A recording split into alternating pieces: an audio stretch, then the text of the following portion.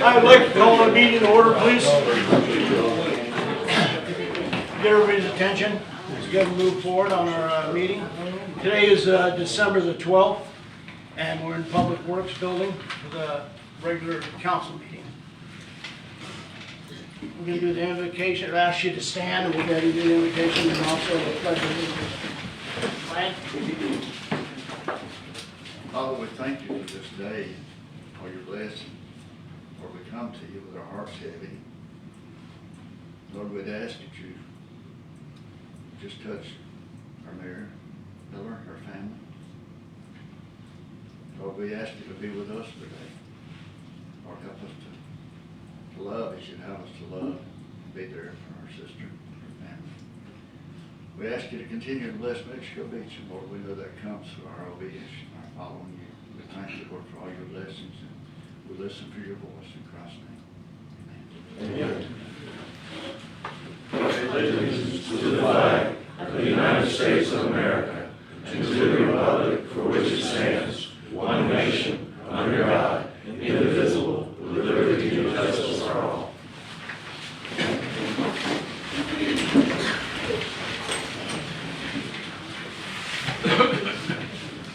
Henry, could you take the roll, please? Mr. Wolf? Here. Mr. Welly? Here. Ms. Hamilton? Here. Mr. Smith? Here. And Mayor Miller is absent today. The mayor comments are not going to be any comments, obviously, and I would just ask that as a city, that we come together and we pray this week and make sure to take time to do that. And when we're doing that, make sure that we're asking for those things like peace, healing, strength, and comfort, so they can get through this tragedy. Thank you.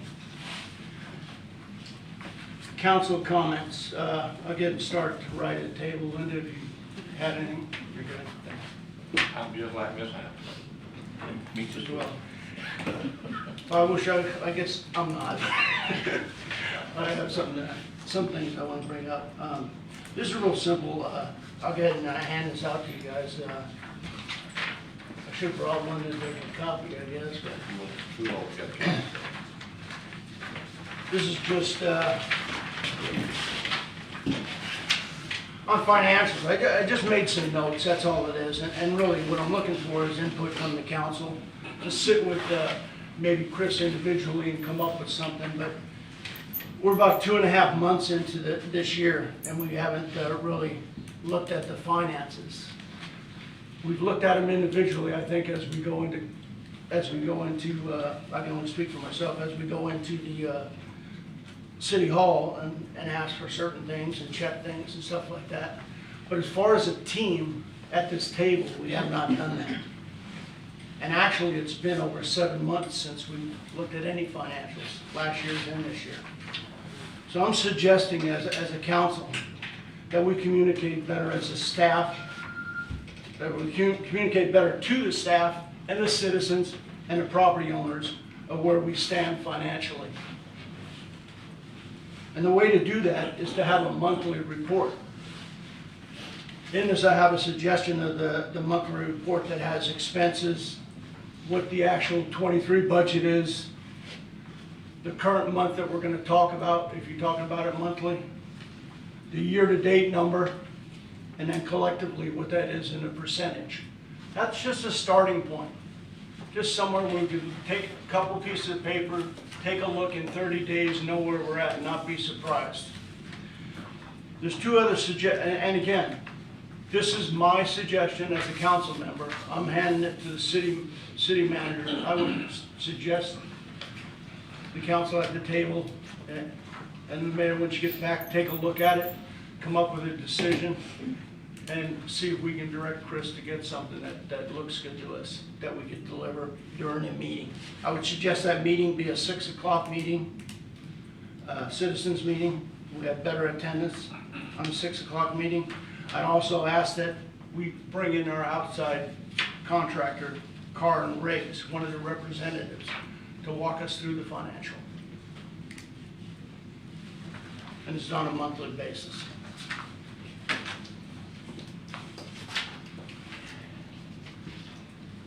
Any question, Cal? Oh, I think that's a good idea. All right. Your input's important, so make sure to get with Chris and add to it. Thank you. Again, move to citizens' comments and come to the podium. Just state your name, your address, and we'll start the clock on you in 3 minutes. Any comments? Morning, Tim Linderman, St. Francis Street, Mexico Beach. I have two things. The first one is the speed limit on the 15th Street Bridge area. I know we're working on a pedestrian bridge, but the speed limit was reduced to 25 for safety. People are still walking and biking on that bridge. And I don't believe, having living close to that speed limit is being adhered to, or people are even aware of it. One suggestion might be to put a sign prior to the speed limit. The sign says reduce speed ahead. So I don't know if it's a matter of people not realizing it or just not adhering to the speed limit. I know that the sheriff's department can only be so many places to enforce things, but I think it's important that maybe we try and take some steps to slow the traffic down there. The second thing is e-bikes, electronic bikes, bikes that are powered by electric motors. I purchased one myself a few months ago. I hadn't realized how fast they go. And I hadn't realized the safety issues with, we're looking at probably, I would recommend the council and the city administrator start looking at this. I know talking with the lieutenant, the county's already looking at this. But we're gonna have people that can ride legally up to 28 miles per hour on the sidewalks in some of the streets. Some of these bikes apparently will go 40 miles an hour or higher. And there's a class 1, 2, and 3. There's some other issues. And the other thing that I noticed with this is a lot of kids are riding them now. And they go pretty fast. They're not wearing helmets or safety equipment. But I think maybe when we do the master planning, that this is something to be included in that discussion. Where do you want to allow these things or not allow them? Because it's going to be like golf carts. They're going to be a safety issue. I'm not asking you to take them off the sidewalk. I love riding mine around, but I think it's the future, one of the future issues we're going to have to live with. Thank you. Any other citizens' comments? Lisa Logan, Maryland. This is just an overall comment that I would like to be in the record. After Saturday and Sunday's rain, which was just a moderate rainstorm, particularly we've had a whole lot worse, there was water in my neighborhood in places that I literally have never seen flooded in all my time here, even after low-level hurricanes. The flooding issue has gotten worse, not better, at least back in my neighborhood. And it seems to me that we're going backwards on our flooding issue, not forwards. We citizens have yet to see the overall master plan for how the stormwater is going to be handled. We do it in bits and pieces. I have yet to see how we're going to incorporate all of the elements to make it work. So as we begin preparations for a new year, I would very much like for all of us to be able to know what the total plan is, how digging ditches and putting down sod and repiping Florida and all of the other things go together, and how it's going to help the drainage, because so far it's not. There are things in the LDR requiring landscaping that have to do with drainage. Those aren't being enforced. How is that coming into it? Trees are a part of it, but not the whole plan. So going forward in 2024, let's please figure out how we can drain things, because my lot is literally underwater in a moderate rainstorm, and I'm tired of it. Thank you. Thank you.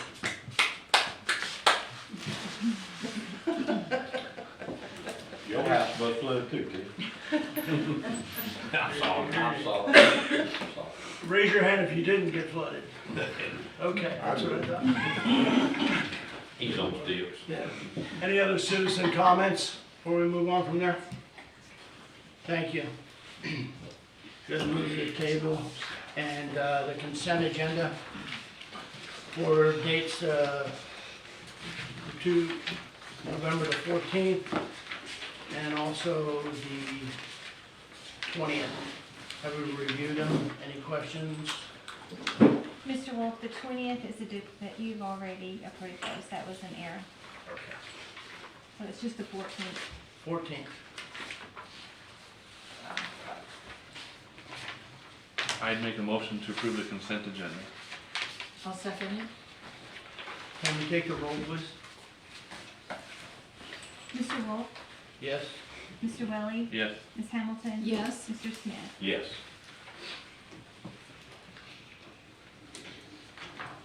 Okay. Moving on.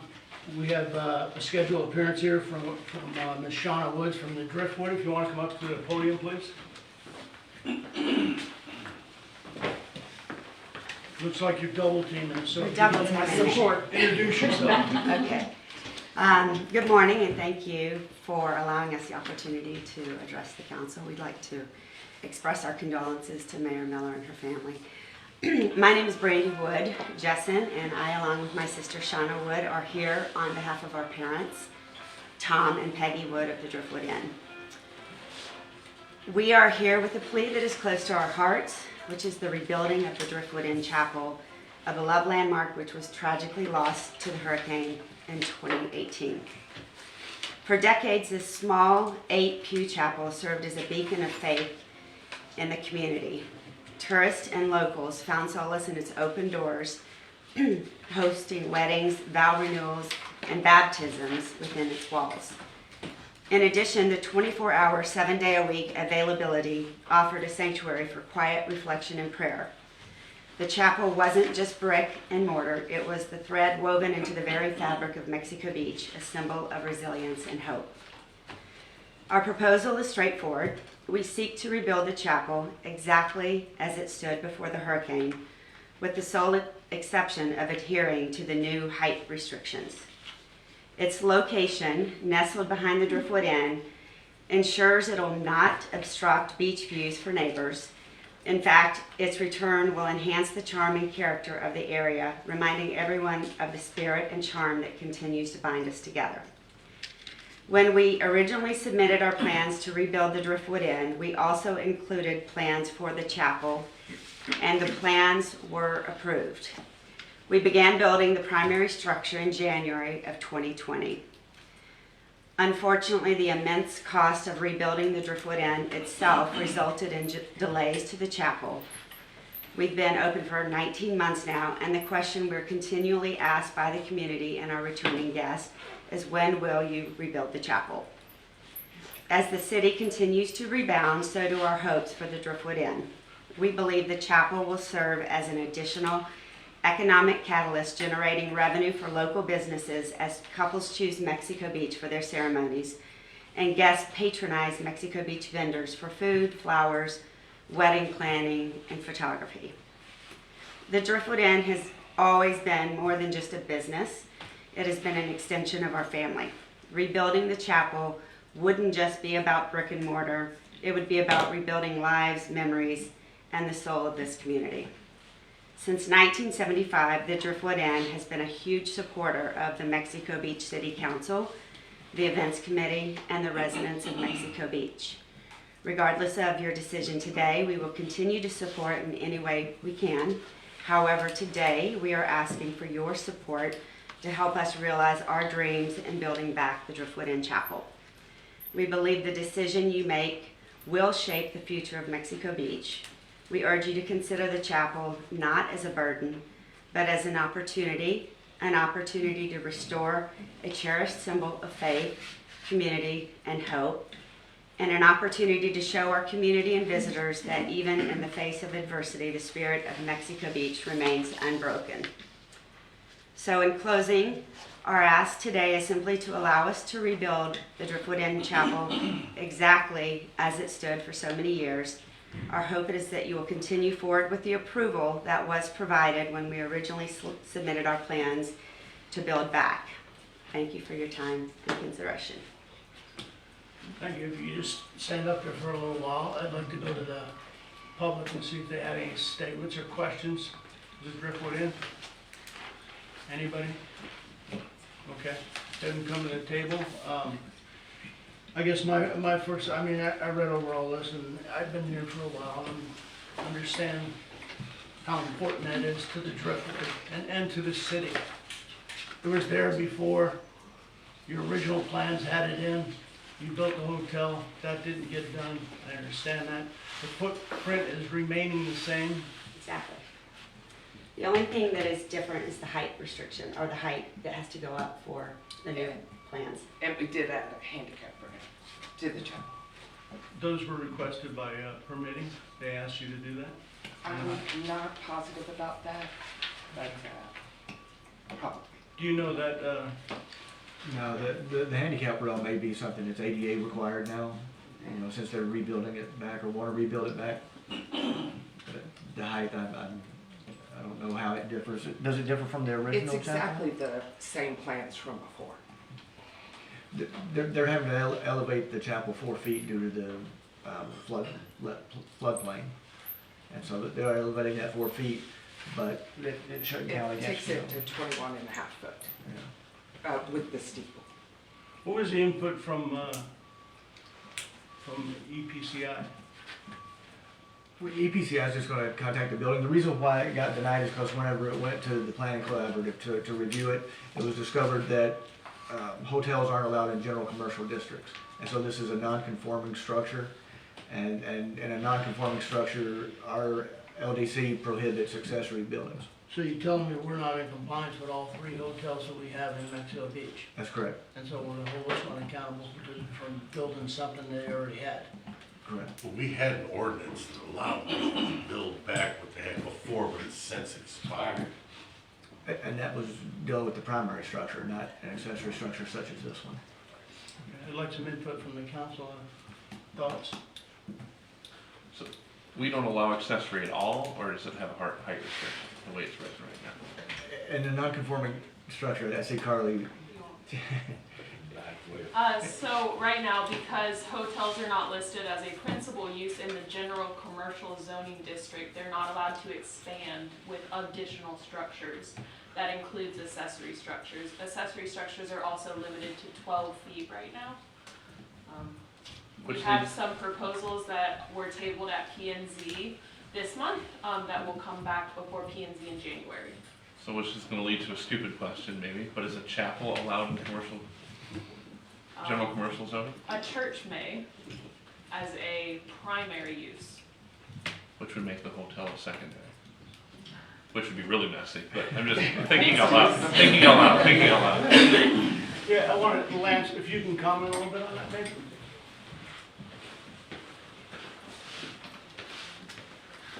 Lance Watson, Southeast Consulting Engineers. I actually did the design on this, and this development order, including the chapel, was approved through the rebuild ordinance, so it doesn't have to meet the previous, it don't have to be LDC conforming, and that's what was agreed upon and approved with the development order under the rebuild ordinance, and that was, the chapel was included in that. Through the development order on the rebuild ordinance, and also through a letter of no objection for DEP permitting from the city. And so at this point, it's more of just making the building meet the building code requirements, like the height that you're discussing, because the chapel location and existence on the site has already been approved under the rebuild ordinance by the council. Thank you. Clint, is this something that we could grandfather in or something? Well, I mean, they said that it was approved in the original thing. Is that Right. is the permit, is that expired? Is that still ongoing? Oh, it's already built. Yeah, our original builder decided not to build the chapel, so we did have to go with a new builder, a different builder, which is the reason, But the approval included the chapel. yes, We were just told we needed to come back and, apply for permits with the new builder. Because you have a different builder, so the permit's void, and then you have to get it, okay. All right. So, based on that, we have any other input from the table? You know, it seems like that has been such a part of the community, and I think anything that would bring peace and worship to this area would be greatly needed and continued. Support our businesses. I agree with what was happening. It's been a, it's about like the chair, just, so, I am too, but I wanna make sure we do it right. Do we need to go the variance process, or can we just make a motion? What is the right step? I wouldn't go with the various process. I'd maybe consider just redoing the ordinance for this particular situation. On that one. Because everybody else is done. I think it's just done well. Isn't it? Okay. Carly, you have any? You all right? All right. Then let's go ahead and move forward with a motion, if we can get a motion from the table. to do what? To what, yeah, tell me. To go ahead and build it based on the prior footprint with the changes that they've asked for. Based on the previous approval. Correct. Yeah, is that what you got to say? Clint? Yes. So I would make a motion to approve the chapel per the previous submitted permitted request. I'll second it. Tammy, take the roll, please. Vote, please. Okay, Mr. Wolf, Yes. Mr. Welly, Yes. Ms. Hamilton. Yes. Mr. Smith. Yes. Me and Charlie. So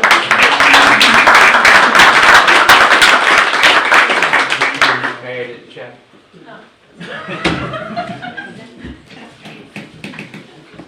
All right. Thank you. Tommy, employee of the month?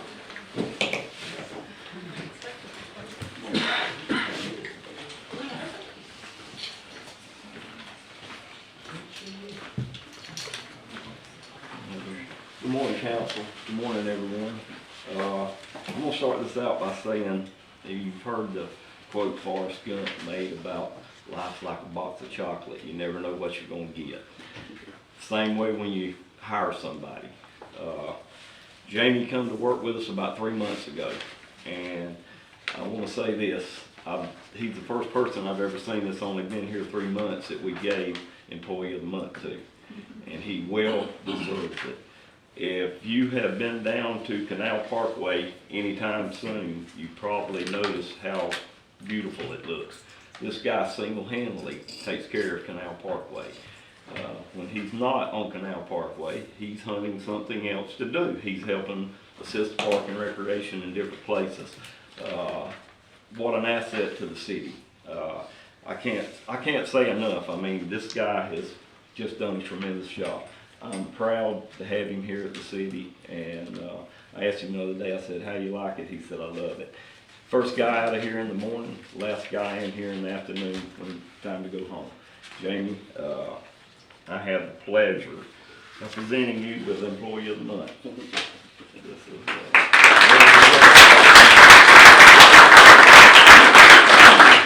to go along with that, probably the best part is a full day off.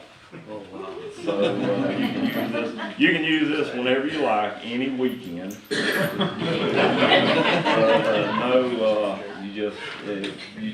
I can't sit here and say how much I appreciate the hard work that you put in, and it shows. When you go out and look at what you've done, it looks great. Thank you. I appreciate it. Yes, sir. Now it's time to say something. Well, I appreciate it. I'm glad to be here. I'm very honored, and I hope this continue on to be on to a very successful year, going into a new year, and I'm kind of ready for it. So I thank you. I appreciate everything. Thank you.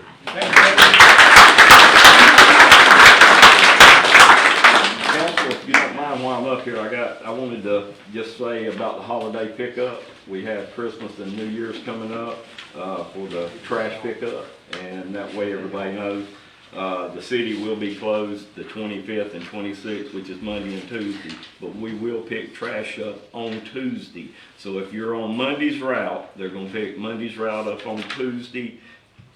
Wednesday will be Tuesday's route, and then Thursday and Friday will be the regular route. That will repeat for New Year's Day. The city will be closed on Monday for New Year's Day, so we will pick up Tuesday through Friday, so. And that'll be on the website, right? Pardon? That'll also be posted on the website? Yes, it's posted on the website. Thank you. Good deal. Thank you, Tommy. All right, moving down the agenda, the next thing on the item is planning and zoning appointments for existing terms. There's two members that have asked to be reappointed and one alternate that's new. The two, you have resumes of Lee Elsie and Rob Kreis, and then Russell White for the alternate. We just need to see if we want to reappoint him and get a motion to do that. Is Russell White here, ready to be introduced, since we know about Into the back. He is, he's in the back there. Okay. You got a question for him? No, just wanted to know who he was.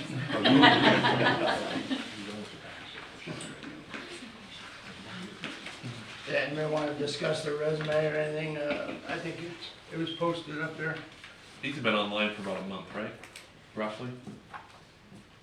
Looking for applications, is that how long? Yeah. Yeah, I'm looking, this was posted, this was submitted on December the 5th. And then we'll still have an alternate. Right, we have one alternate position that's open that needs to be filled.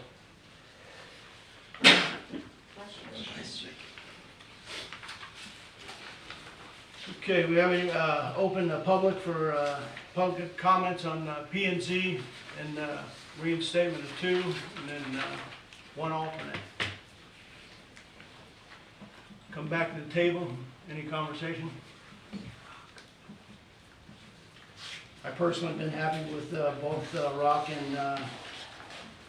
and Lee Elsie, the job that they're doing, and the input that they have on the council, or on that planning zone. Any other comments? If not, we'll move for a motion to approve.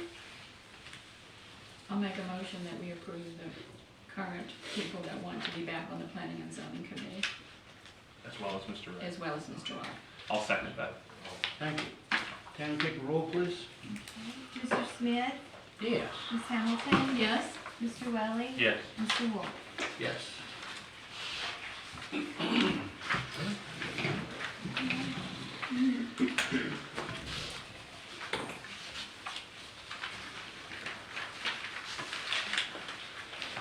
Moving on to Forgotten Coast Villas development order.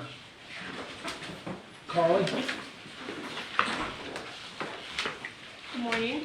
Today we have a development order application for Forgotten Coast Villas, previously known as the Villas at Mexico Beach.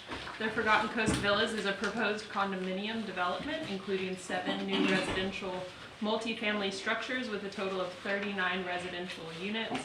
In addition to parking, landscaping, and stormwater, this proposed development will include a pool clubhouse and a pool with additional parking for vehicles and golf carts.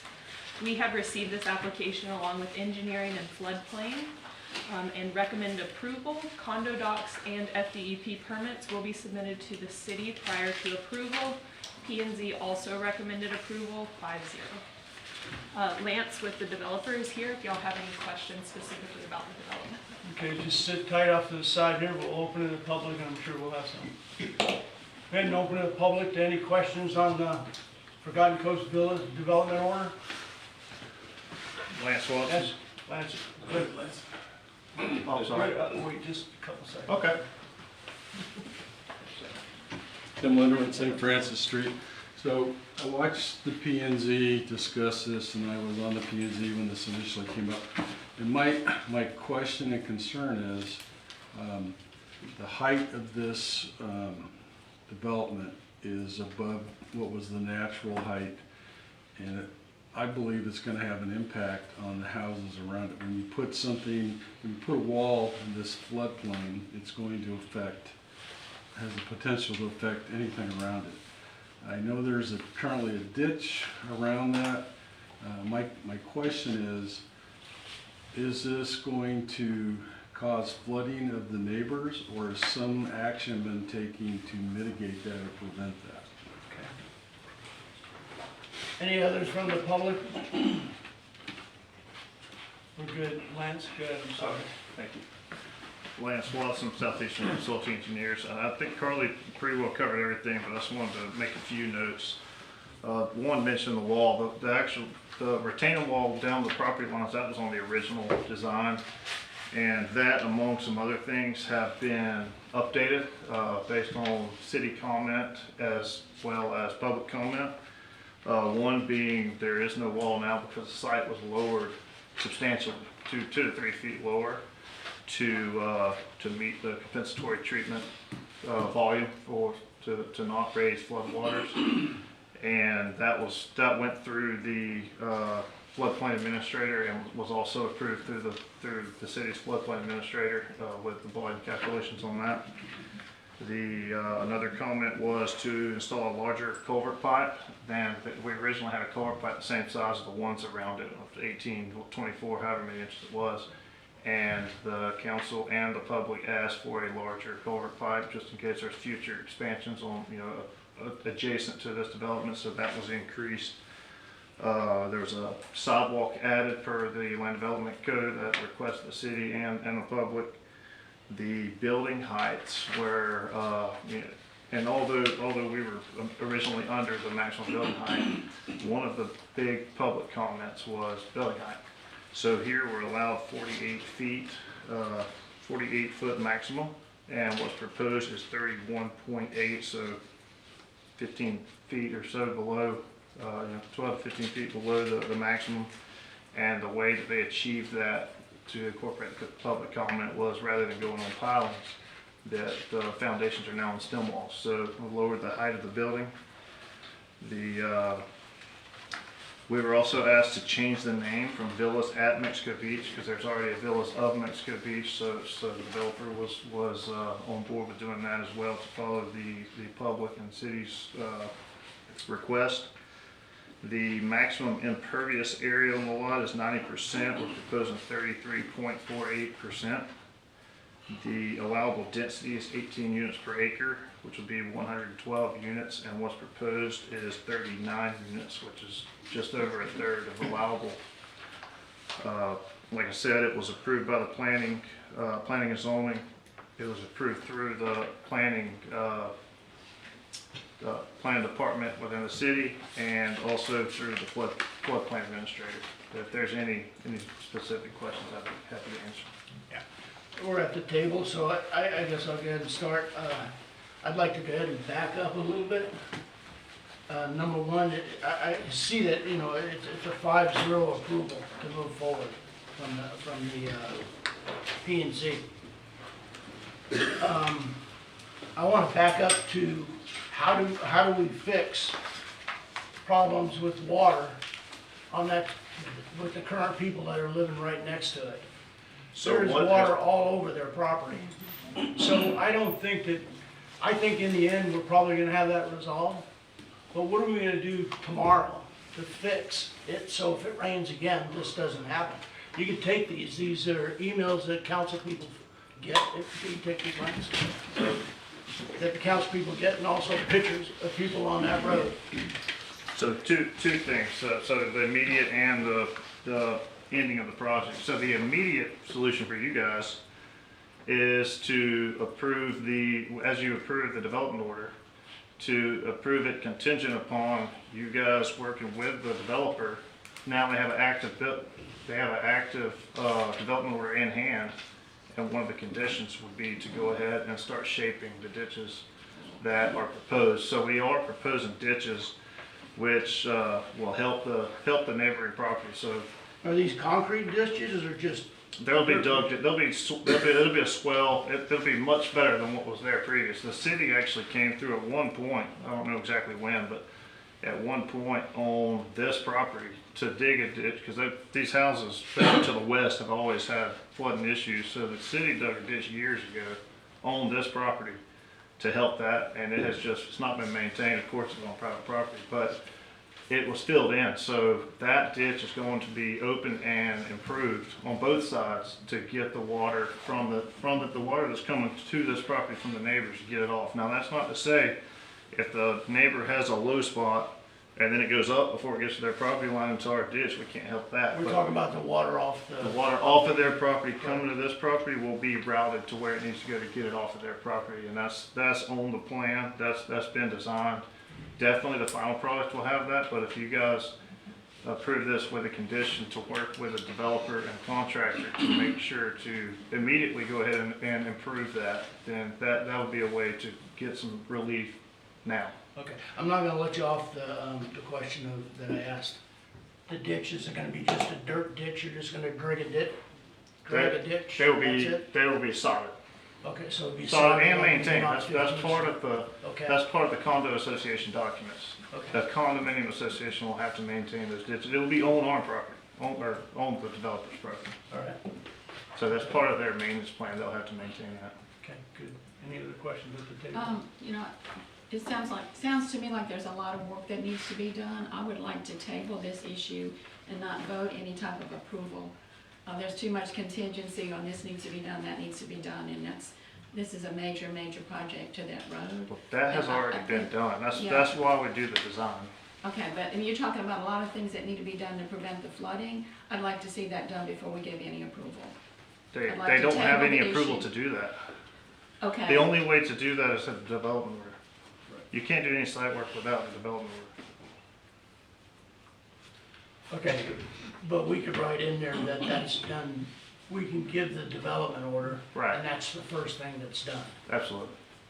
If that's- Jay Warren is a developer, I reckon that's still. That's the contract. I believe the city, and he's done it before the last time we had this problem, he come in there and dug the ditches. And them ditches run to the canal in the back of the property, on both sides, Wallace's side and. Right. On the back side of the property. On the front side, it slopes more towards the roadside ditch, as you get towards the middle of the And property. you ain't got to go very far, and there's a big ditch, canal ditch in the back of that property. Yes, sir.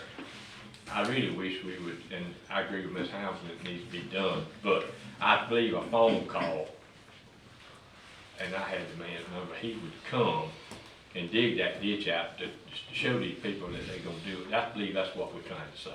Absolutely. And there's a representative here from Jay Warren, and he's thought I more than willing to do that immediately. Okay, would, That's him right there. He'll dig a ditch for you and drain that place. I know he will. Like Lance said, you can make the approval contingent upon. yeah, I'd like to, Ms. Hamilton, would a timeline, like 30 days, 45 days be suitable? Maybe 30 days. All right, so, David McCullough representing J1. This has come up a couple times, actually. There was a slight swell originally on that property on the west side. It didn't work real well, so what we did was we came in and we actually graded from the last property owner on the left side all the way to the ditch. We got positive fall to the ditch. And on the Southern Pipes side of it, we actually put one there. There was never one there before. So in order to relieve the water that was coming on there. So no water was actually coming from the property to anywhere else. But what it was causing is, if you look at the end of that road, the end of that road is way higher. That property on the end of the road to the ditch in the back will not allow the water to go through because it's 3 or 4 feet higher on that end property. So it does create a fishbowl down there. So with the ditch on the side, we can go ahead and open that up as soon as you get permission to go in there. We'll go ahead and open that ditch wider according to these plans, which is a lot wider, and go ahead and make sure it relieves it. But like Lance was saying, some of those property owners, the backyard is higher than the front yard. So we can only help with the water that builds up to go over their height in the backyard, because we've been down that road a few times with the transit, just checking. Some of their backyards are 7 or 8 inches higher at the fence than they are towards the house. And I realize that, but taking a look at those pictures, I mean, it's pretty drastic. Oh, yeah. I've been down there. From somewhere. And you can see the water I went down there and looked at it, you can see the water trenches being And any water that can get to the property line from the neighboring properties will get into the swell that we're adding in there. And it'll Any flow water evenly that has to- never made it to the property line, well, there's no way to get it there. But Yeah, the road water that's standing in the roads, I mean, we can't do anything about that. We can do it when it gets over towards the property, we can, of course, we can get rid of it. I'm a little confused, I'm gonna go back in. So you've already dug a ditch, but that ditch is overgrown, not working, Well, what it- happened that we need to do to get it? it wasn't so, after they dug that ditch, the city wouldn't let them do anything else. Yeah, you remember Doug's dirt pile? Yeah, that's. So the ditch was never finished, the one that's there? ditch was It's not, never it's not, finished it's not and filled completely in. degraded. All we did was to relieve water. That was just a quick, yes, y'all could go in there and dig a No- ditch to relieve no water, DMP but that was measures all to we keep were it allowed from to do. filling in. Okay. We didn't come in there and shape it properly. We I was just- confused that we talked about how we put a ditch on both sides, well, clearly that's not working, so that's why I was like. No, it was just a temporary ditch. It's not perfect, it's not sloped correctly, and, But I mean, then it's, I mean, as far as the side swells and all, but as far as grade from one end to the other, it's close. But the one it's you're not going to do, you're correct. gonna shoot grades, make it deeper, make it wider. Exactly. Got it. And we're gonna do that as soon as possible. I think that's what Hopefully hopefully 30 we're gonna days. do. I mean, I like this happening. You guys set the timeline on that. Yeah, You do okay, that, so, Dave? Yes, sir. You We can do that. I mean, so, we're gonna go ahead and, make a vote here, and we're gonna see if we go forward or not. You guys need to communicate to the developer it needs to be done in the timeline that we said, and it It's needs to be not a done problem. right. Well, it will be, because if not, you guys pull the development order. That's part of the. I didn't wanna say that. Say it like it is. I like it, I like it, I like it. I'm trying to tell you, it needs to be done in that It's timeline. not done, It will be. automatically going.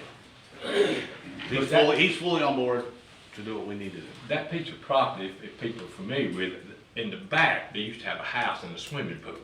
That's correct. At the very bottom of that property, that's why it's in a bowl, and there was a pond about halfway on the backside of the walls. So that's going, you got to do the grade to shoot it to that back ditch that runs all the way around and comes out of the 8th Street.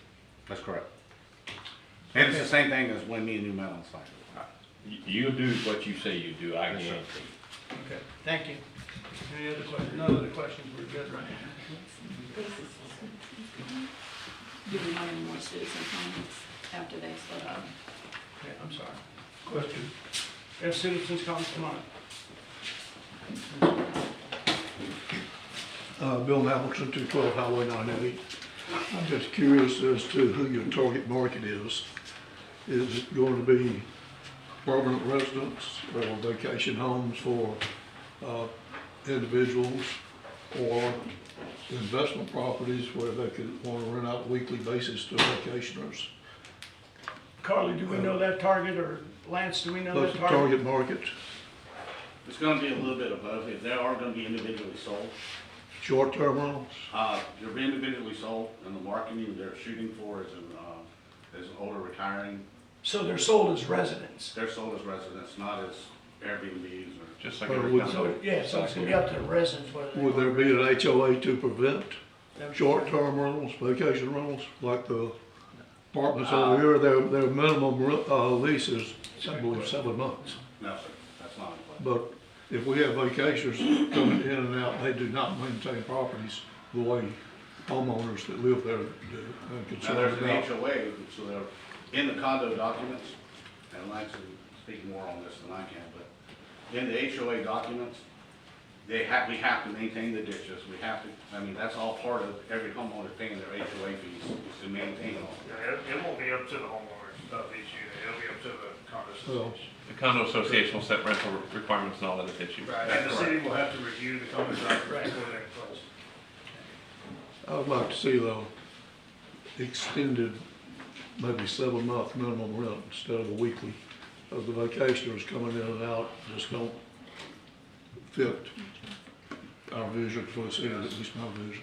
We can put a note, Chris, we can put a note that when we do get that we can share it with the citizens. I mean, correct me if I'm wrong, but we legally as a city can't do that. Yeah, that's. I mean, We can just share the it's against state rules statute. with them. We can't limit rentals in districts in the city. Okay. Condo can, but the city can't. We can still share it, and we'll share it when we get it. Yes, sir. So I just want to. All the way to the podium, please. Tim Linderman, St. Francis Street. And Mr. Welly and his HOA management is familiar with this. We just went through this. So I'll clarify, and Clint, you may correct me if you know different, but I believe the current Florida state statutes for HOAs and condos passed this year, earlier this year, say that you cannot limit a rental, anything, I think it's less than 6 months. There are some provisions that you can limit to 3 times in a year, but the statutes have given more rights to short-term rental. So that's there whether we like it or not. And it's up to the condo association to limit Airbnb and such. I don't know if you could look at ordinances or in your zoning restricting Airbnb. I think that's something you could look at if you want to restrict how those rentals are used. But I don't think you can just make an ordinance that says it has to be rented a year just based on the current Florida statutes. I agree with that. I do think developer control can set it before they're sold, but once they're sold, it can't be changed without membership vote and all that, so. All right, anything else at the table? Oh, no. Are we gonna, what we gonna do, I'd like to know what we're gonna say. I mean, we're gonna put in there, Ms. Halpin's 30 days? And I think it needs to say it's revoked if it's not done. That'd be good. Where's David? Which is part of the. Can you do it in 30 days? Yes. All right, well, let's get moved to the table before a motion. Approve it tonight. Restrictions.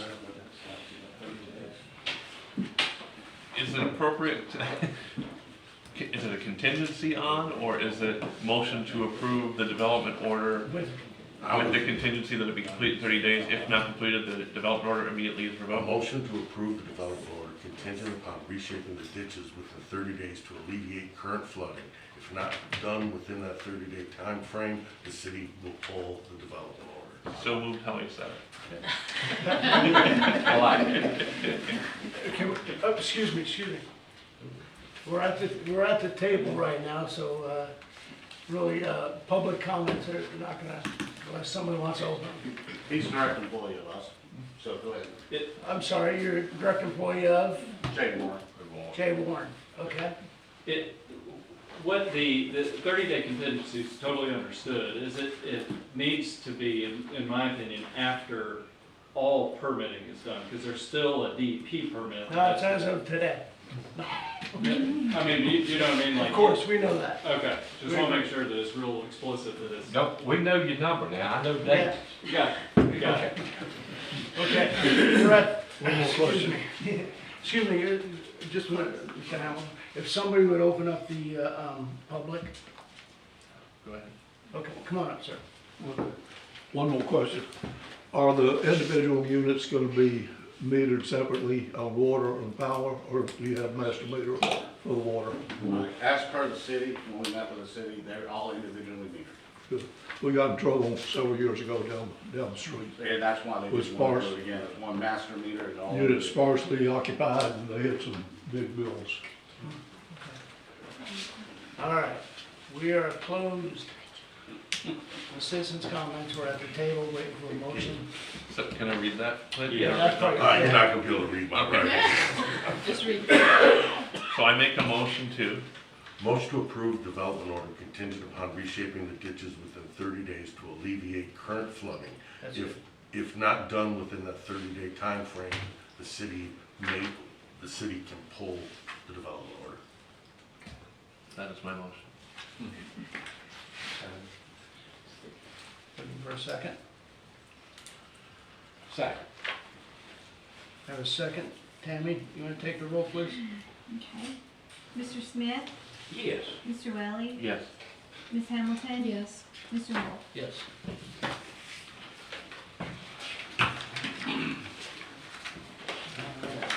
You guys are under the gun. Get it done. You want to take? Moving on to Sugar Sands Farmdale Phase 2 Development Agreement. we asked we tasked the city administrator, the mayor, and Clint, our lawyer, city lawyer, to negotiate an agreement. This seems to be the agreement that came back, and we're looking for approval on it, the development agreement. Well, I think I must say a couple things. We got this agreement, we really didn't have any back and forth. The mayor, this does not include two things that the mayor was really adamant about, and that is the 4,200 foot water line and annexing of the other property on Highway 98. And I just wanted to mention that was something that she would have brought up if she was here today. Okay, but I would say number one on the piping, that's not valid anymore if they're gonna tap in prior to coming into the city, right? Well, we have to approve for them to tie into our water line, but whenever they tapped into our water line for phase one, they put in a second tap already for phase two as it was developed. So the tap is existing, we just have to give them permission to tie into it. So we do not need the 4,200 foot water line. Correct. And Brent Faison, the developer, he's here also. Oh, not yet, because I still want to clarify what the mayor was requiring here. So that was one of our requirements, that doesn't matter right now. She was adamant about the fact that she wanted to have that 40, or at least have a discussion here in front of the board about the 4,200 foot water line and the possibility of annexing the property north of 98 prior in this agreement. Like And I'm just bringing that up. Like a phase three or? Well, they have other property across 98. She wanted to incorporate that into this.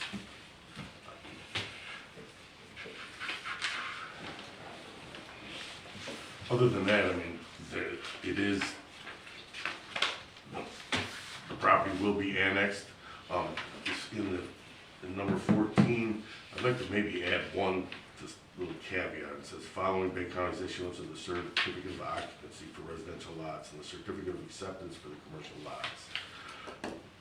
And I would like to add, and before any lots are sold, the developer will annex the lots into the city of Mexico Beach, just to clarify that. I think we can get to that. Here's my thought process, just snapshot right now, is that we tasked the mayor, you, and city administrator to go get an agreement. My understanding, this is the agreement. From hearing it today, it's not the agreement that we wanted. Is that right? That's not necessarily true, it's just, we got this agreement.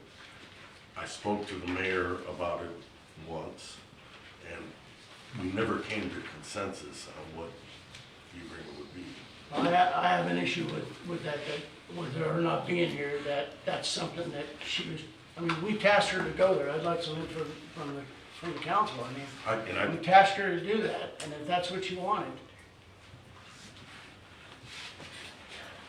She wanted to at least bring it to the table and have you guys discuss it, that's those two issues. Then, at this point, I would suggest we table this item then. Chris, would you be? I was there, yes. Did we get an answer on it? Do you feel we got an answer on it? Well, there's a difference of opinion. The mayor brought up, having the developer run the 4,200 linear feet of water line to tie into the city's water system on the south side of Highway 98. My opinion differed in that we don't have anything in writing that would require that. I mean, we gave the developer the permission to tie in their phase one to the existing water line, that runs from Bay County to us. And so, legally speaking, I don't know how we can say, okay, we let you tie in here, we let you put in this second tap for phase two, but now, we change our minds and we want you to run 4,200 linear feet of water line because it benefits the city at some point in the future. I mean, there's nothing legally that we can stand on there to force them to put in this 4,200 feet. Like I said, when we've already allowed them to tie into the existing water line and put a tap on there for phase two. Well,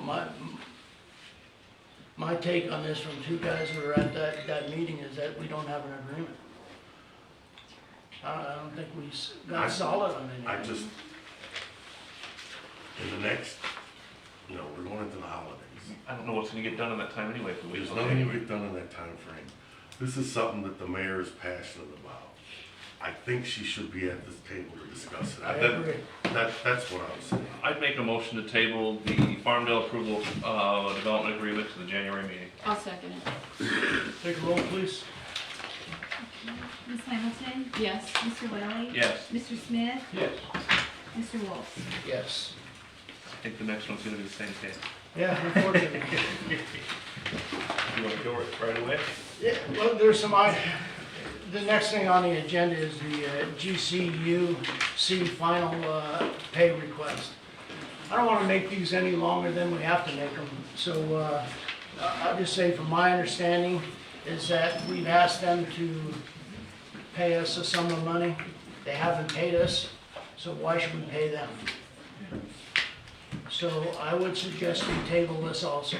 And I also believe that the mayor was very involved in discussion this last time, so I would make the motion to table the GCUC final pay request to the January meeting. I'll second it. Take a roll, please. Mr. Wolf? Yes. Mr. Welly? Yes. Ms. Hamilton? Yes. Mr. Smith? I really didn't understand it all, but I'm gonna say yes, but I just,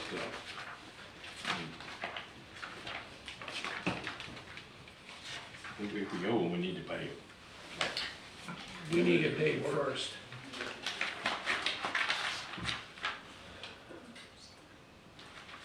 Yeah, vote, Jared? You did already? We're moving on to charter review, and that goes to our city attorney, Clint. Yes, if you remember at the last meeting, we had, there was 7 things that we had put forward to the board for their consideration in terms of what the charter review committee's recommendations were. The council suggested that we eliminate one of them. That was, I think you remember, it was just simply deleting review. So we got rid of that one. So the only changes that have been made since the last time was we added some exemptions to the maximum building heights. And these building heights are just basically limited to what is currently in the city of Mexico Beach now. Nothing can be done, meaning the board can't go back and change that unless there's another referendum. Simply for the property that's located in the city now and the actual LDR rulings in terms of height restrictions that are in place at this time. Can we get a little quiet in the audience, please? Thank you. And we added some exceptions to that. Everything else is the same as it was the last time, except for the board really wanted us to pare down the city administrator in terms of duties and stuff like that, and we did that. By a lot. By quite a bit. Made it more generic, and left it a lot more in the hands of whoever the city council is at that time. What I would need was just for a generic vote for me to go forward and draft the specific 6 ordinances that would need to come in front of you at the first meeting in January.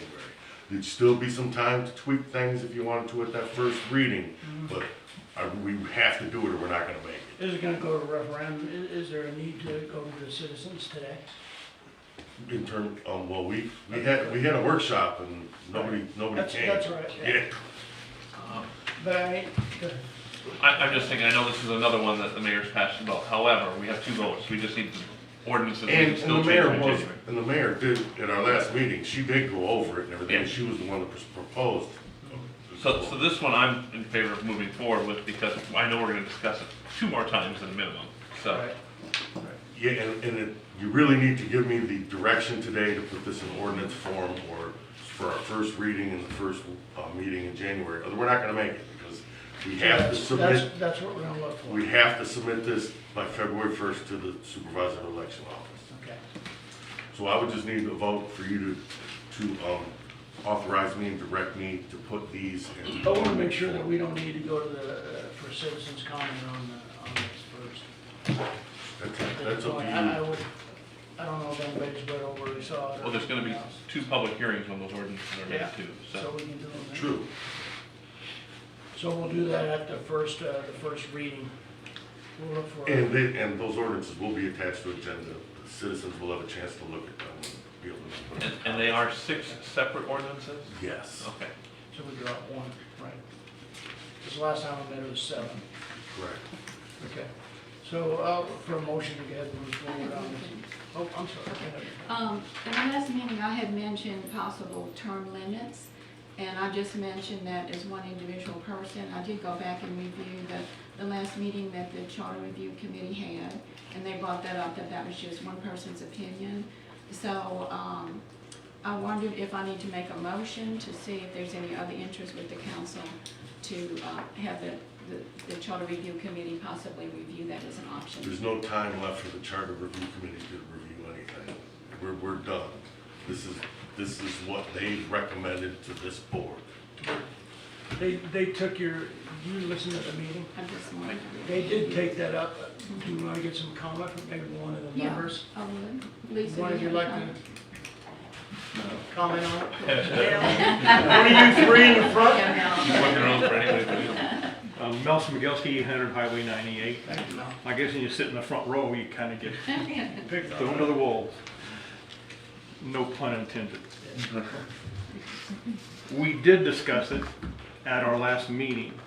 No one was against term limits, but what we came up with was the fact that due to the fact we have a number of other items to discuss and to keep down the ballot fatigue, that we take this up at a future change in our charter, not this particular one.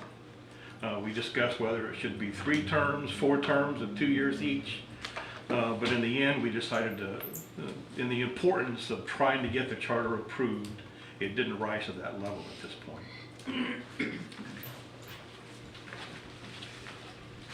That sound acceptable? Yeah. All right, well, we'll get move to the table and see if we can get a motion to go ahead and move this forward. What was it, did you say? Just a motion to direct the city attorney to put the 6 recommendations from the Charter Review Committee into ordinance form for the next meeting. No. I'll make a motion to direct the city attorney to put the 6 recommendations from the Charter Review Committee into ordinance form to begin the approval process to get on our ballot. I'll second it. Can we take the roll, please? Mr. Wolf? Yes. Mr. Smith? Yes. Ms. Hamilton? Yes. Mr. Wells? Yes.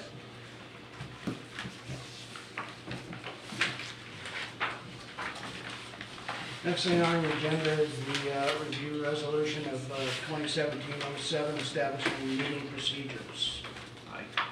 This is one that I feel is very important for the presiding officer to be present, and I would move to table this until the January meeting. I'll second it. Tammy, take a roll, please. Okay, Mr. Wolf? Yes. Mr. Welly? Yes. Mr. Smith? Yes. Ms. Hamilton? Yes.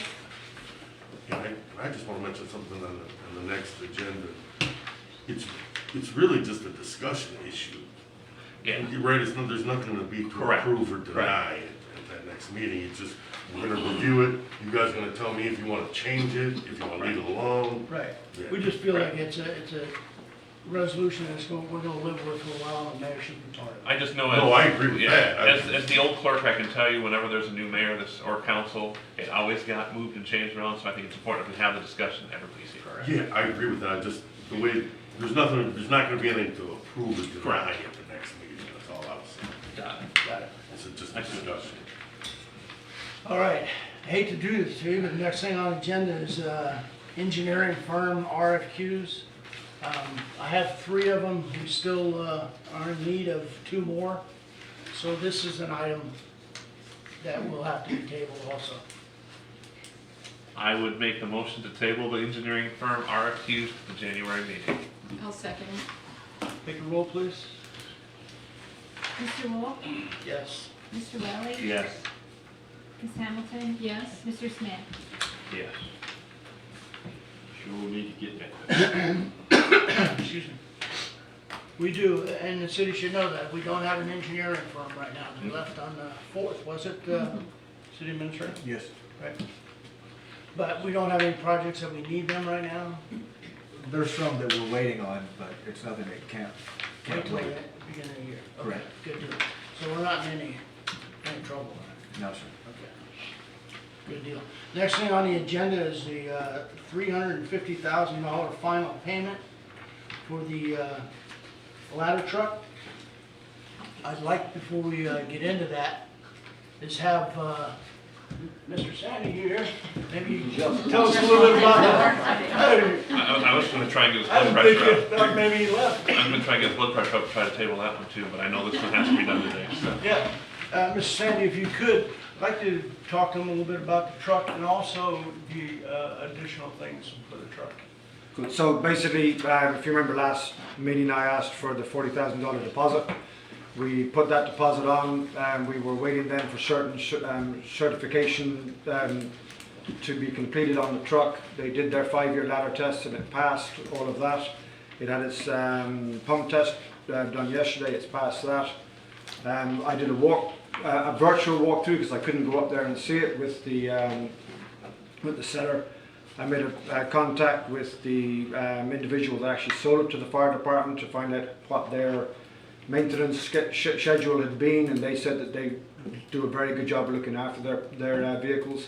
I contacted one of the companies here in our local area that we would possibly have some work done on the truck. They looked through everything. They also talked to the maintenance people that have been doing work on the truck. Everything I have done has all been positive. So we are now at the stage where we basically say that we do want this truck. We've paid the deposit. The next stage is for them to basically ship it to us, so that it'll be put on a low loader, shipped down to us, and we would then have to pay up the final $350,000. So that's where we're at. I've also started the process of looking for the rest of the equipment. I had a long, extensive meeting yesterday with suppliers in regards to that, but that's a separate ask further down the road.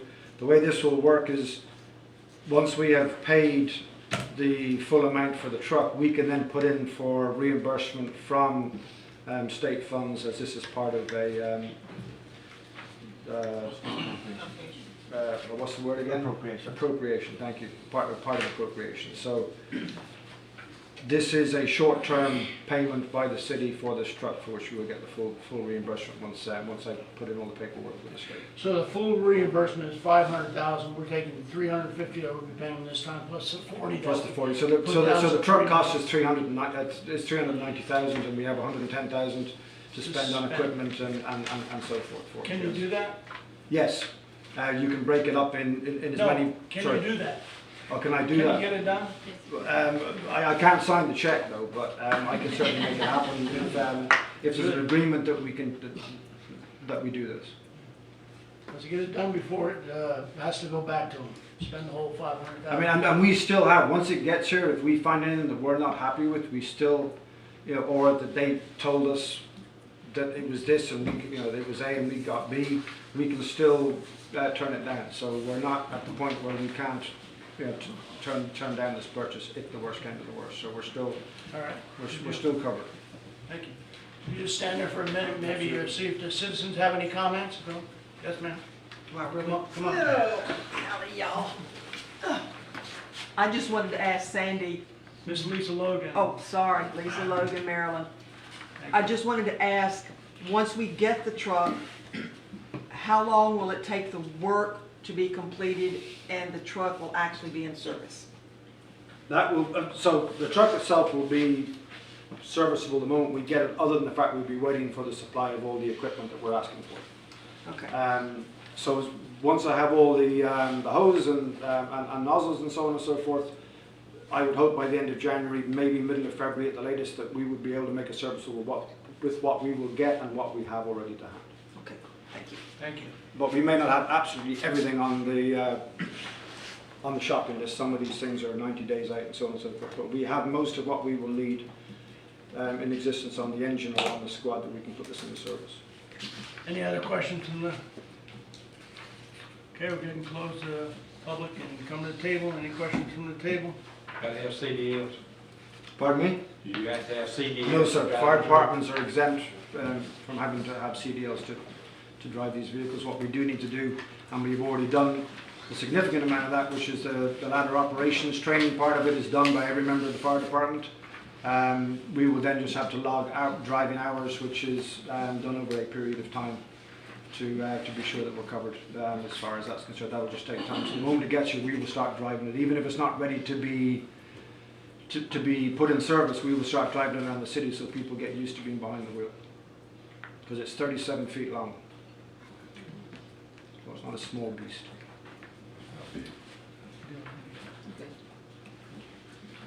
All right, we'll go ahead and, thank you. And, look But for- two of my fire department do at CDLs, I should have said that, so we have people there that can train those if it's done.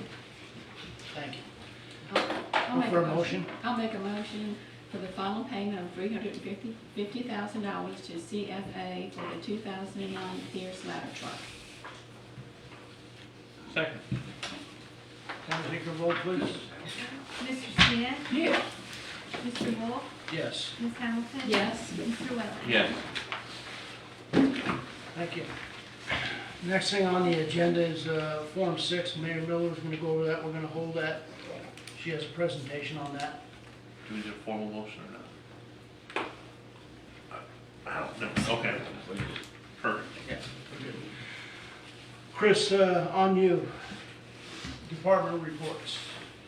The, first for the Public Works, the big thing is that the Public Works Department put up all the Christmas decorations throughout town, had a great event there at the Christmas tree lighting ceremony. The golf cart parade went off without a hitch, and so big kudos to everybody who was involved with that. Public Works has been busy, dredging the canal. Obviously after the rain this past weekend, they've been out trying to clear out ditches, unstopped drains. People will begin seeing a lot of work going on at under the Palms Park. We've got the deposit and everything paid for them to come out and build the pole barn. That's going to be going up very soon as they get their building permits. And then the fitness equipment for under the park, under the Oaks Park has always been, under the Palms Park has already been ordered as well. And so that'll be going in. So there's going to be a lot of work under the Palms. In the utilities department, we had 6 new installs, 146 locates, 296 rereads, and then 18 call-outs. That's just some of the highlights. Obviously, there was a lot more going on in the utilities department, but the guys are out there again every day, working hard. In code enforcement, she's done a lot of work with the Public Works Department. We received a phone call from the Bay County Extension Director of an invasive species, a plant that was discovered here in Mexico Beach. And it's a very viney plant, and they're known to destroy sand dunes if we let them get out of control. And so right now she's been working with the Public Works Department in order to get that removed, and you have to be very delicate in removing them because they produce seeds, and if you try to remove them without cutting off the seeds first, or if the wind is blowing whenever you do that, then you can spread the seeds and actually make the problem worse. So that's been an ongoing issue. And then overgrown lots is a big issue here in town, or it has been, and since our last meeting, she has began working on 22 additional lots throughout town to try to get them mowed and better maintained. How many have we already done? I didn't bring the full list with me, I'm sorry. I can provide that information though. I see there's quite a few that are done. Yeah, that's just the 22 since the last meeting, and there was probably 40 or so before that for the year. Great. And I'll leave it at that. If anybody has any additional questions, I'd be happy to answer those. Anything from the citizens on those areas, those departments? Tim? Sorry. Tim Lunderman, St. Francis Street. I have a question. When Doug Baber was here, every month I think you briefed the status of projects, key projects. I'd like to see a return of that, and I'd like to see it posted on your website. Thank you. Thank you. Yes. Just one minute. You may have that if you don't have a copy, I think we could probably get it. One of us might have it. Remember that The report? onboard project list. Yeah, okay. Yes, sir. Bill Hamilton, 212, Howard 98. Code enforcement, I still see a lot of recall mower signs that are on right of ways. It should have been picked up a long time ago. City Administrator, any comment on that? If you let us know where they're located, we'll be happy to go out and get them. I mean, I don't get out of City Hall very much, but if you just let me know where the signs are. I'll we'll give take you a care of it. list. Okay. Thank you. Not hard to find out. If she was riding around doing her regular work, should have seen them. Thank you. It's about not relocate. When you call 911, they ask you for an address. You call the city and you tell them there's some trash on the road, they're gonna wanna know where it's at. That's all we're asking. You wanna take Atkins or you wanna move on that report? Well, Ryan is here for Atkins.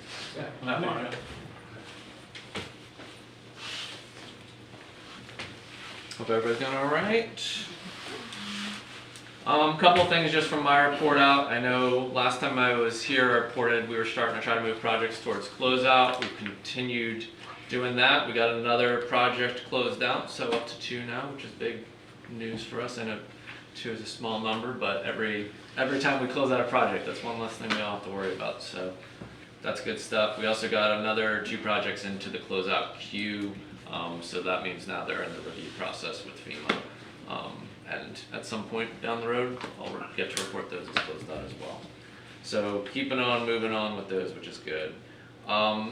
In terms of recent payments, we just got a $600,000 payment pushing through on the stormwater project.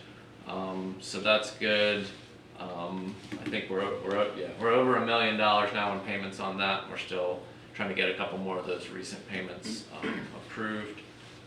So that's positive. I know I've also been working with the state on some of our early Cat B projects, which are like the emergency protective measures, just trying to get those final reconciled. The city's already received a lot of payments on those, but we're still looking at probably, I think, in the range of like another 200, 300,000 to get paid out on that.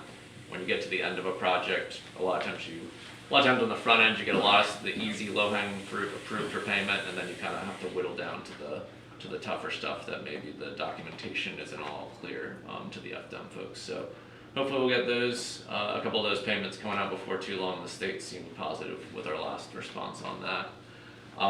The other thing that's cool that I know I've mentioned our 428 projects before and how we can share funding across those projects to offset if we have one that costs a little more and one that costs a little less. Those 428 projects, we can move the funding around. That's a new program for most folks across the country and in the state of Florida for sure. And we've been kind of the lead runners on that from the city of Mexico Beach. And we got our first approval on the sharing of those payments.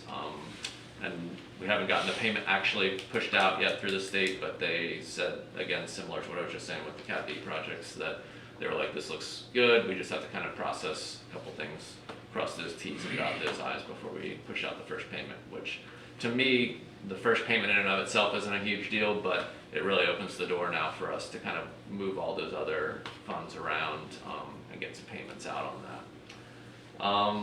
And overall, that puts us to, in terms of those payments that we just got from the stormwater, we're over 93 million in paid out now, which is great news. Keep ticking that number up and making progress there. Unrelated on the to the public assistance projects, I know Tammy just let me know recently that you guys got invoiced for the bypass pumps. So now I think that project can start moving forward, which is good news. We've started to kind of try to pull together all of the reimbursement documentation on that, but have to kind of get all the way through on completing that before we can actually submit that reimbursement. But we're on top of that one, and it sounds like movement towards actually getting that carried out here pretty soon. That's all I have got. If you guys have any questions or anything. How many projects are currently open in the city? That have not been moved to closeout, you mean? So we probably got, let me do the math on that. If we got like 16 in closeout, we probably, I'd say we're probably at around like 28 to 30 that are open right now. Wow. How we doing on a pier? Before somebody else asks, I'll ask. Yeah, the pier's still, we haven't, I don't have much of an update on that, other than it's still under FEMA review at this point. We asked them a couple times recently, but we haven't gotten anything. What level would you call that at FEMA? Is it environmental level, building Yeah, level? it's a weird state because the environmental review had comments that we had to go back then to rescope it. So now as they're rescoping it, we're getting into discussions with the scoping group. So we kind of took a sidestep to get it to environmental, and now we're back to rescoping it. And the rescoping folks are reviewing basically what we've submitted, and it's unfortunate because when that sort of thing happens, you basically just have to get back in line at the CRC review queue. So, How are we doing at going back at them and kind of nudging them and saying, hey? yeah, we have every other week we have a meeting with them, and every one of those meetings I'm like, we gotta move. Do you guys need anything from us? I mean, that's how I always try to couch it with them. And I mean, Chris and I were on the last one, and they were like, "We've got everything we need from you. There's nothing else that you guys can provide to us. We just have to do the reviews." So it's one of those things where, yeah, I keep asking, and you know, I don't have much power to enforce them to do anything other than to keep saying like, we really want this to keep moving. Like, can we give you anything else, kind of thing. Any questions from the public? Yes, sir. Yeah, Alex Hogan, yeah. Alex, you might come on up, would you?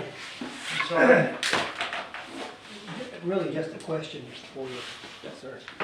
Alex Hogan, 7th Street. I'm a little confused on your comment about the stormwater projects and where we are on that. And then again, it seems to be contradictory what Lisa said, that we're not getting anywhere on our project. So, I mean, where do we? That was just a personal opinion. Well, it's not a personal opinion. Go right down the streets. And it's not a personal opinion. That's my opinion, and it may be a lot of other people's opinion. So I'm just kind of curious where it does seem like we do have a drainage problem. Now, I have seen improvements, but I mean, I don't quite understand. Who is responsible for our stormwater issue? Is it a FEMA project or is it a city project? Part of it. Yeah. Yeah, I'm happy to say, I think you're right. That's just my question, just a little clarity on who is in charge of our stormwater issue. Yeah. I know they pay for it, but. Well, and I would say it like this. Maybe the answer is it's a mix, right? Like FEMA is paying for repairs to the parts of the stormwater infrastructure that were damaged by the storm, but there were not damages to the entirety of the stormwater system. Okay. So there's another piece of it that FEMA's not going to give any money for, which maybe sort of what Lisa was getting at too, is that maybe there's a sort of like more holistic view of stormwater needs that are out there than just what FEMA's going to be paying. And like I say, I personally have seen an improvement over, but where I live on 7th Street, it seemed to be flowing over. Yeah, and I think other places are not. And to your point, there's been work done, obviously. Yeah. There have been repairs to the parts that were damaged by stormwater. I know there's some other things going on there with payments and all, but there's definitely been work done, and that's what we've been able to get reimbursed through our work. Okay, thank you. Another thing, Lisa brought up the stormwater master plan, and a couple of months ago, the city did award a contract to Alcon to come in and do a stormwater master plan for the city. It's $1 million contract, so it's going to be a substantial stormwater plan once it's done. But you know, they've not come out into the field and started doing anything yet. But that contract has been awarded. Yeah, and to add to that, you know, that's our regional stormwater detention part. Again, you could also kind of view this as that's another piece of the puzzle in the holistic view of, you know, what stormwater is in the city. It's a big piece because obviously I think it could have a really large impact depending on how that gets designed and all. But that's another piece of funding that's coming from a different pot within FEMA. So we've got the pot that's, you know, here's what's been damaged by the storm. FEMA's saying, here, you guys can go repair those things that have been damaged by the storm. Now they're also saying, hey, you didn't have this stormwater detention. So we have a whole different program that we can give you money that will help, you know, sort of reduce future risk, mitigate, make you guys more resilient. that's another piece of it. And then there may be other pieces in the city that, you know, who knows? We haven't looked at it. There may be other pieces that you need to do something else on, but, you know, I think there's certainly movement, to Chris's point, that like we're making progress in terms of we have ideas and we're trying to move them forward, and that design is gonna, I think, be a big piece of it going forward as well. It's kind of hard to talk about stormwater when you just got done with major rain that hit you with 10 inches of rain in a number of days. So everything's flooded. I think, like Lisa said, and everybody believes it. I've seen water where I've never seen it before. Yeah. So, Understood, for sure. any other, yes, ma'am. Lisa Logan, Maryland. Chris, you just said that a couple of months ago, the city awarded $1 million contract for a stormwater master plan. Who got that contract? AFCON. AFCON. And so this is for a master plan? Yes.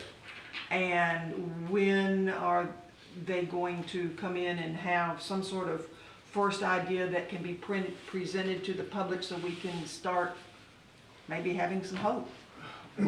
Whenever we met with them, with the contract being awarded, they plan on coming in once a month or once every other month, just depending on what the council and the citizens, you know, would like to see. That hasn't been established yet, but they are going to hold numerous public hearings and come to council meetings to keep everybody well informed of what's going on. Now, is this a master plan for actual work out in the neighborhood, or is this that esoteric draining the canal into this and all that? Well, it's all tied together. It's a combination of the two. It's stormwater drainage as well as the retention pond draining out into the canal, and they're incorporating parks, or the potential for parks with it, a multi-use path. I mean, a lot of things are going to be All the incorporated. things that I talked to you about that, okay. For the council, please keep in mind with this plan, because I've already spoken to Chris about this a couple of times. This does need to be brought to the citizens, because what he and I were talking about, and he just mentioned, was the 80 acres over there. That plan does not sit well with a number of us as it was originally designed. So all of this needs to be brought to the public in presentations or workshops or whatever, so that we have an idea of where we're going, what y'all want to do on the streets, because it affects all of us, as you well know.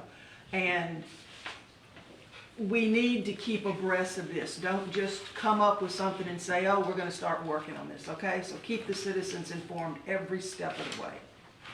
That's why I came up. Are they planners and doers, or just planners, we'll hire somebody else to do their plan? Yeah, so this is that, I can jump in on that one. This is that phased project where AvCon's just gonna do the design. And then once we submit, like, we'll have to go through the whole process. I know that was something we talked about with them in the meeting, was having public meetings and that sort of thing so people can participate and all. But they'll eventually, and this is very high level, but at the end of their work, they'll say, here's our design plan. We have to go, for however much they think it's gonna cost. We have to take that plan back to FEMA and say, hey, we want to construct this. You've only awarded us money to do the design so far. So then FEMA will go through and they'll say, okay, yep, you guys can go do it. Here's the second tranche of money to go out and actually do the construction. And then that'll get bid out just like the city would do any of their other construction projects. $1 million for the plan. For the plan. And no action. And what? Well, they have to get a task order going. Yeah, I mean that's how the process goes. Yep. Any other questions? Anything from the table? Yes. What you said about the pier, what Rich asked you about the pier, who's in the meeting? Which meeting? The meeting you had with FEMA on the pier. Oh, we don't have a meeting with them on the pier. We have a meeting with them bi-weekly on all of our projects. So, yeah, I sit on it, Chris sits on it. The citizens have asked me about the pier, which is a major in this town. And what you just said, to me, is really unacceptable. For 5 years now, we've been fighting this. I believe we could come up with a little bit better than they're working on it. Or I would like to have why. I mean, we can't ask questions, and I know how FEMA is, please. The 5 years I've been here, I have 4 years, 3 years, when you say FEMA, it's a different ballgame. Yep.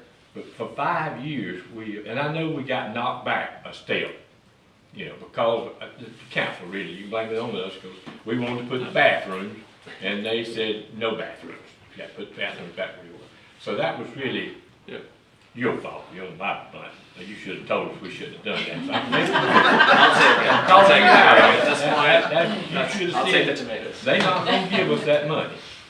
But now we finally getting back to where we are, but are we going anywhere? Yeah. We are? I think that it's making progress, but it is, all I guess I can say is, I understand your frustration because I feel the same frustration that when it goes into the FEMA black box, we don't get much out of them because they have a whole different engineering team that reviews that, and, you know, Nobody that we know of that we can make this, at least give us an answer. I mean, the string done broke with me, hanging on by the string for the pier. Yeah. It seems like one of the problems here recently is FEMA almost does like the military, where they'll deploy people, and then after a certain amount of time, they'll rotate them out and bring in new people. And that's happened here recently, to where they've deployed, people away from Mexico Beach that have been working here and can push things forward. And they've got a new group of people in now who are basically having to get their feet wet and relearn where we're at and pick up where the last people left off. And so that's part of the problem, is just the way that FEMA operates. I don't think that you don't understand the sense of urgency. You do. I know that. I do. Yes. I understand that. Yep. It's just, you're gonna hear it every time now. Understood. And for what it's worth, I have said that to FEMA too, they've said, we're working on it, and I'm like, you guys aren't standing up there in front of council every 2 weeks having to hear it. So like, that's why I'm asking you about it, FEMA, because I hear about it all the time. And I do agree with Chris. When I checked into it, that was the problem with people that left. And then we got these new people. But it's been 5 years, Brian. Come on, baby. Help us out. Tell me something I can tell these citizens. Yeah, I hear you, and as soon as I get something out of them, I will. I don't like to be a person who's going to say things just to say them and not be true. So.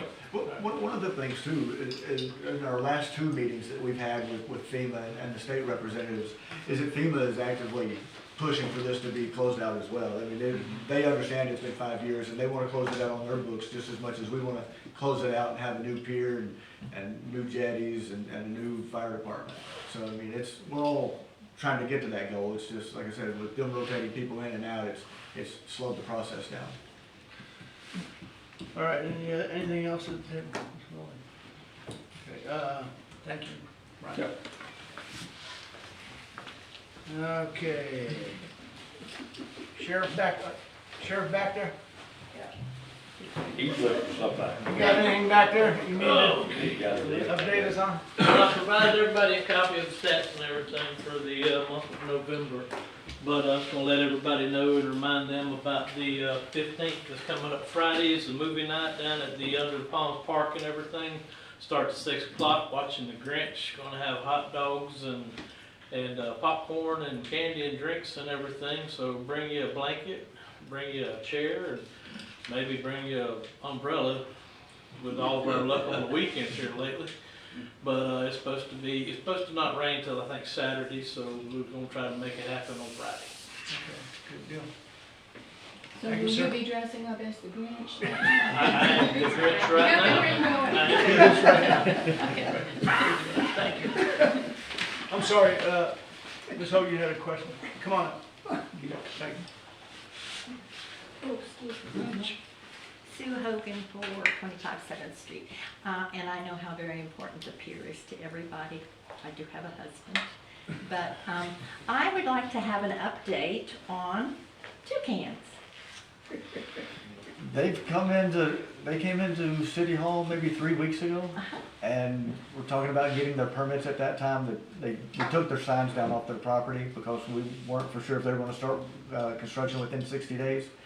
And whenever they came in 3 weeks ago, they said that they would be starting construction, so they went back out and put their signs back up. So as of 3 weeks ago, they said they would be starting within 60 days, and I don't know anything more to tell you. 3 weeks ago? Okay, so probably sometime in January, like that, something. I would think so. Merry Christmas. Thank you. Fire department, anything, Sandy? I'm sorry. I had one more thing on the Bay County Sheriff Office report. I'd like a little bit more detail about arrests and citations. Okay. If we could get that. You want it now, or do you want it in the future? Well, the Okay. 3 arrests, Lieutenant Williams, can you tell us what those were about this month? No, ma'am. They could either be criminal citations, or they could be warrant arrests, or they could be other stuff. Okay. So, you know, as a citizen, you know, it'd be nice to know, or, you know, are we seeing an increase in breaking in homes or cars or, you know, DUIs? Or I'd just like to know more detail when we get that report. I'll talk with the captain and see if we can't get some more details. Okay, thank you. Yeah, for safety reasons, that sounds good. Mr. Sandy? There's nothing significant from the fire department. Obviously, we have our toy drive coming up this month, which we do on Christmas Day. We've had some very good feedback from members of the public in regards to that, and it's still ongoing. We are still in the process of checking every single hydrant in town for its functionality. We have found 1 or 2 issues. Some have been dealt with. We've actually had 11 hydrants completely replaced by a development in town that put in the wrong hydrants. I'm not quite sure how that happened, but they have replaced them all and they're all now functional. So that is ongoing. The guys are actually out today doing more. We will have a full report on the new 300 hydrants, or it's 250 hydrants that we have in town once it's completed. Other than that, it's basically business as usual. Okay, good deal. Any questions from the audience? Sure. Any at the table? Good to move on. Mr. Chris? 3 things, council. One is the stormwater. We've talked about that several times tonight, but if you have stormwater issues at your house, we've gone out and looked around. Mr. Smith took me around, showed me where some of the problem areas were yesterday. If you have any issues, or if anybody watching this on Facebook have any issues at their house, please contact the city, because we're going to create a list and then just start going down the list and trying to resolve all these stormwater problems. The second thing is, I recently attended the meeting of the Special Events Committee, and they've decided that February 17th is going to be the date of their Gumbo Festival. This year they're going to move it back down to the boat route. So just want to get that word out now as soon as possible, so you can make plans on attending or plans on participating and making gumbo if you want to enter the competition. And then the last thing is, I just want to wish everybody a Merry Christmas and a Happy New Year, and I hope to see you all in 2024. Thank you. City Attorney, Mr. Clint? Nothing, Mayor. Pro tem. You're good. Mayor, just one other thing I should have said. If you know of any new families in town that have young kids that I may not know about in regards to our visit to their house on Christmas morning, please make sure I know. You can either let us know at City Hall or make contact with me. We try to get to every kid on Christmas morning. No particular situation. We just like to go to them, spread a little bit of joy, have a bit of fun, and make a bit of noise. Like playing jingles on our PA systems. Yes, Is that related to families that have their grandchildren visiting, things like that? Or you just wanting if you have grandkids visiting with you, we were happy to come visit you if we have stuff. Absolutely. But yeah, just let us know who's coming. We do our best to try and just spread a bit of cheer. It's all funny. Do you have a number of how many kids? We're still working on the actual number. We have a reasonable number of toys upstairs. I've also been given some donations, monetary wise, to help if we feel we're short in any particular age group. And I have other people who have reached out, but in regards to make small donations. Right. You don't know. So at the moment, I don't know the exact number. Every year it does change, and I've come across at least 2 new families that I didn't know about so far. And I'm sure there are more. So if anybody knows anybody, please make sure, because if I don't know about them, I can't go visit them. I'm not Santa Claus. I don't have the magic book. All right. Just in case I need more. Thank you. All right, our next and upcoming meeting will be January the 9th, and I believe that should be 2024, probably. Oh, yeah. But at 9 o'clock. I too wish you all your families Merry Christmas, Happy Holidays. Again, keep the Miller family in prayer, take your time and lift up a prayer to them. A motion to adjourn? So moved. Second.